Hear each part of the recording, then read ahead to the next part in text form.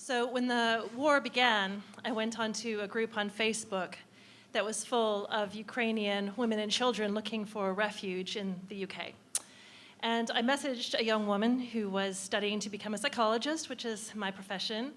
And she had this little chubby-cheeked girl who did ice skating, just like my daughter. But even as I messaged her, I had really serious misgivings because it felt like a really big commitment. But then when I asked myself, why should we not do this? My answers were things like, I really love the color in the new guest bedroom, and sometimes I just really like to lie on the bed and look at it.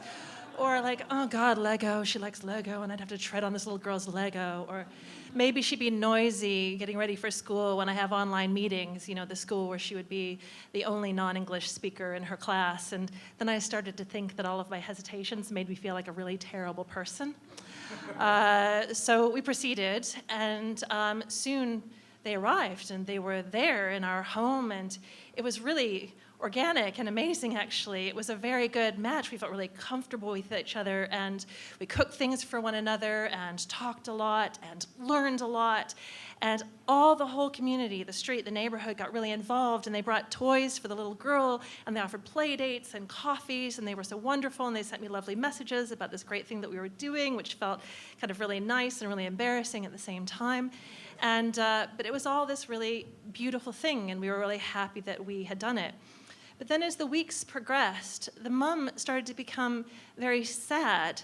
And I learned that not only was the little girl turning 6 at the end of May, but she was having a birthday too, the mom was. And she said, we've always done these amazing birthdays for my daughter. And she showed me her Instagram feed. She's really good at Instagram. And there were these cakes that were like British bake-off showstopper cakes, and this beautiful kitchen and this floor-to-ceiling windows. I was like, holy cow, these are amazing. We've always given these parties, and it's going to be so different this year away from my husband.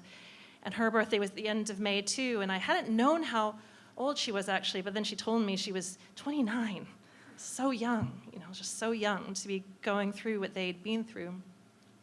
And she told me that in the whole decade of their relationship, she and her husband had only been apart for 4 days.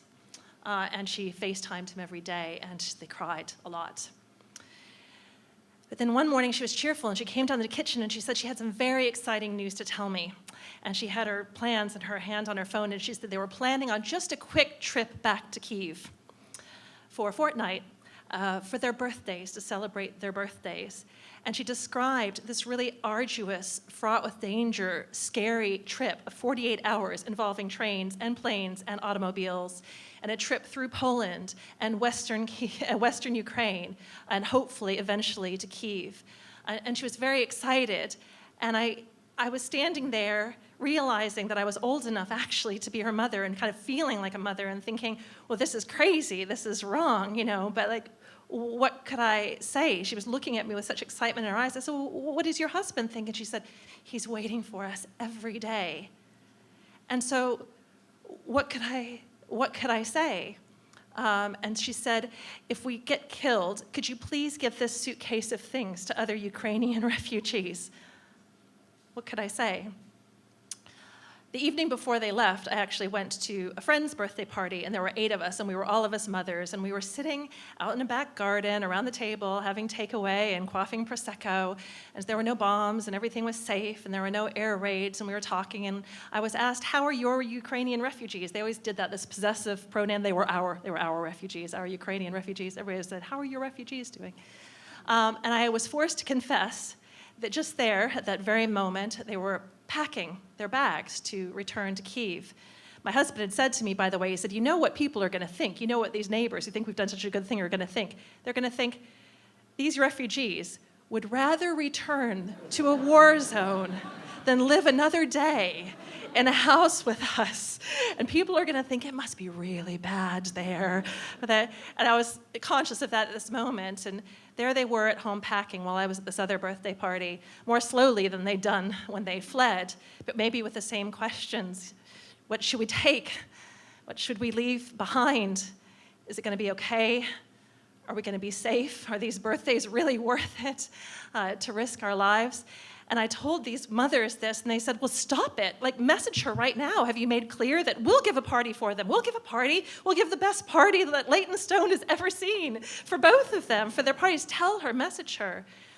And I thought about it, but I didn't message her because I just thought, there is no logic here. There's no formula. Her calculus for this is not, and it can never be, the same as mine. I have to let her go.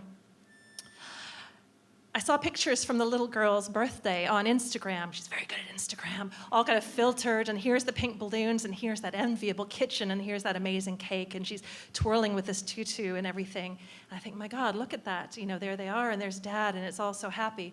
But then she sent me the original, unfiltered, with sound video via another means. And in the background, the air raid siren was going and going and going, and that's when I realized that the adults' faces were not just happy, but their brows were furrowed, and they were trying to smile, but it was difficult, and the little girl twirled, and she twirled, and there they were. And what could I do but wish her and the child many happy returns for this birthday, and many, many more.